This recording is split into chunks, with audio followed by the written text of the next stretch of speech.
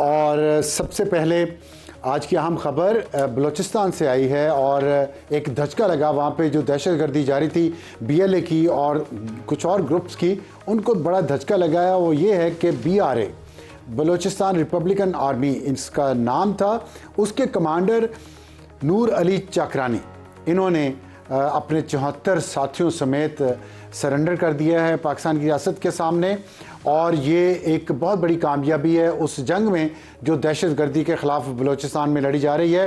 اور یہ اس کے لیے ایک تقریب بھی منعقد کی گئی پاکستان ہاؤس سوئی جہاں سے سوئی گیس، جہاں سے گیس آتی ہے پورے پاکستان میں، سوئی جگہ کا نام ہے، وہاں ضلع ڈیرہ بگٹی میں وہ جگہ ہے، اور وہاں پہ یہ ہتھیار ڈالے گئے۔ ڈیرہ بگٹی کے معززین اور میڈیا کے نمائندے موجود تھے، اور وہاں پہ ڈپٹی کمشنر بھی موجود تھے، اور اس کے علاوہ پاکستان ہاؤس کے کیئر ٹیکر میر آفتاب بگٹی بھی وہاں پہ موجود تھے۔ بڑی تعداد میں اسلحہ اور گولہ بارود بھی سرنڈر کیا گیا، اور چاکرانی نے نہ صرف اس بات کا اقرار کیا کہ وہ پاکستان کے خلاف دہشت گردی کے واقعات میں ملوث رہے ہیں، بلکہ انہوں نے یہ بھی کہا کہ نہ صرف ہم اس کو ختم کر رہے ہیں، سرنڈر کر رہے ہیں، پاکستان کو زندہ باد کا نعرہ لگایا، پاکستان کا پرچم لہرایا، اور ایک چاکرانی امن فورس بھی انہوں نے قائم کی ہے تاکہ جو دہشت گردی وہاں پہ ہو رہی ہے اس کے خلاف افیکٹولی وہ کام کر سکے۔ بہرحال یہ بہت بڑی ایک کامیابی ہے اس سینس میں کہ دہشت گردوں کی جو ایک بہت بڑی طاقت تھی اس نے سرنڈر کیا ہے، اور جب یہ سرنڈر کرنے کے لیے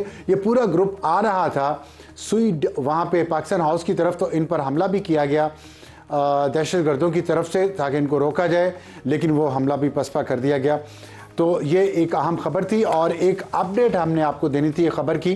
کل ہم نے اس پہ ایڈیٹوریل بھی کیا۔ اسلام آباد کی شاہراہ دستور پہ ہمارے اسلام آباد ہائی کورٹ کے ایک جج ہیں، ان کے بیٹے نے ابو ذر نے ایک لینڈ کروزر میں سفر کرتے ہوئے دو بچیوں کو جو سکوٹی پہ جا رہی تھیں اپنی ڈیوٹی ختم کر کے، ہیلمٹ انہوں نے پہنے ہوئے تھے، ان کو کچل کر ہلاک کر دیا، اور اس کے بعد ان کی گرفتاری بھی ہوئی۔ ایف آئی آر کمزور تھی جس کے بارے میں ہم نے بات کی، اور آج اپڈیٹ یہ ہے کہ اس میں ایک پیش رفت ہوئی ہے اس کیس میں۔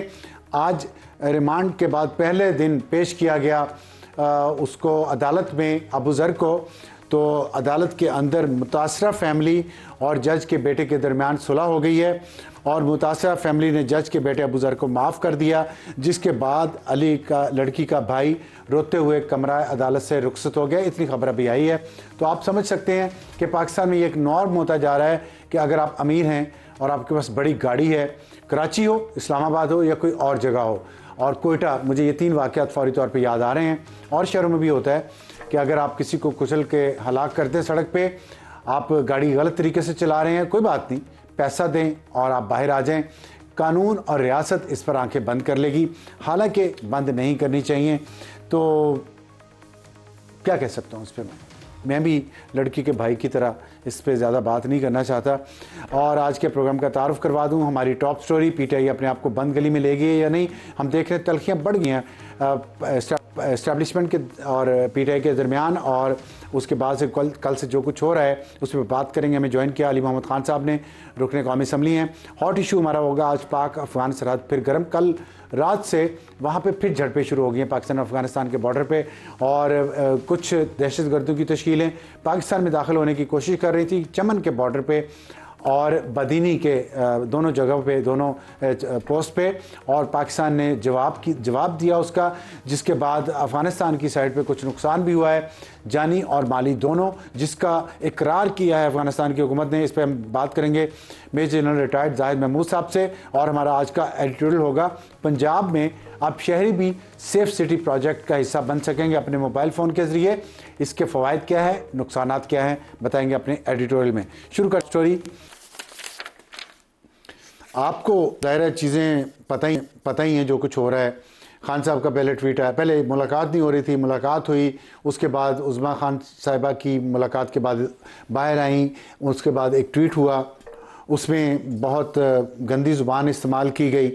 اس کے جواب میں پھر حکومتی وزراء نے پریس کانفرنس کی, D G I S P R نے پریس کانفرنس کی اور اب اس کا جواب دیا. اور پھر اب جو ہے اس کے جواب میں اس کے بعد پھر پی ٹی آئی کے سوشل میڈیا اور خاص طور پہ خیبر پختونخوا حکومت کی جو کابینہ کے اراکین ہیں اور ایک سینیٹر ہیں, وہ بہت زیادہ سخت زبان استعمال کر رہے ہیں فوج کے خلاف اور D G S P R کے خلاف اور تمام جو فوج کے اور حکومت کے لوگ ہیں ان کے خلاف. اس سے ایک بحث پاکستان میں شروع ہو گئی ہے کہ کیا پی ٹی آئی اپنے آپ کو بند گلی میں لے گئی ہے اور کیا ایک سیاسی جماعت اور اس کے سیاسی سربراہ کو اس طرح معاملات کو اس طرف لے جانا چاہیے تھا. یہاں تک کہ سوالات بھی پوچھے گئے کہ جب national security threat Imran Khan کو ڈکلیئر کیا گیا ہے, اس سے پہلے جس سیاسی لیڈروں کو بھی ڈکلیئر کیا گیا تھا لیکن ان کو نیشنل سیکیورٹی تھریٹ نہیں کہا گیا تھا, ان کو سیکیورٹی رسک کہا گیا تھا. رسک اور تھریٹ میں فرق ہے اور آپ سے بہتر کون جانتا ہے. تو فرق تھا پہلے والے لیڈران نے جو زبان استعمال کی اور اب خان صاحب جو زبان مسلسل استعمال کر رہے ہیں اس میں اور اس میں. آپ بتائیں کیا واقعی پی ٹی آئی اپنے آپ کو بند گلی میں لے گئی ہے اور اب صرف یہی راستہ ہے کہ وہ لڑ کے اقتدار میں آئیں گے, وہ بات چیت کر کے انتخابات کے ذریعے سیاسی ایک جو پروسیس ہے اس کے ذریعے اقتدار میں نہیں آنا چاہتے؟ جی بہت شکریہ. بسم اللہ الرحمن الرحیم. اللہم صلی علی محمد وعلی آلہ وصحبہ وسلم. میں نہیں سمجھتا کہ بند گلی ہے. ہاں امتحان ہے اور امتحان اللہ کی طرف سے ضرور آتا ہے. میں سمجھتا ہوں کہ کل جو ہوا وہ نہیں ہونا چاہیے تھا, وہ برا ہوا. جواب دینا ضروری ہی تھا ریاست کو یا حکومت کو, تو وہ فیڈرل گورنمنٹ کی طرف سے ہو سکتی. کی وجہ یہ ہے کہ جو ہمارا ادارہ ہے وہ پاکستان کی بقا کی ضمانت ہے, اس کو کبھی بھی عوام سے کنفرنٹ نہیں کرنا چاہیے, چاہے اس طرف سے ہو یا سیاسی طرف سے ہو. اس کی وجہ یہ ہے کہ جس طرح کل محترم ڈی جی صاحب نے یہ بات کی کہ ہماری ایک ہی فوج ہے, تو میں بھی یہ کہوں گا کہ ایک ہی فوج ہے, تو اس کو جس طرح وہ کہتے ہیں کہ سیاست سے دور رکھا جائے, میں بھی کہتا ہوں سیاست سے دور رکھا جائے. تو اس کو دور رکھنے کے لیے ضروری ہے کہ دونوں طرف سے پھر اس بات کا تدارک ہو کہ کسی بھی ایسی چیز میں انوالو نہ ہوا جائے جس کی وجہ سے پھر عوامی ریئیکشن آئے. دیکھیں کل بڑی سخت گفتگو ہوئی ہے, ڈی جی نے بڑی سخت باتیں کی ہیں, ماضی میں کبھی ایسے نہیں ہوئی. اس کا ریئیکشن فطری تھا.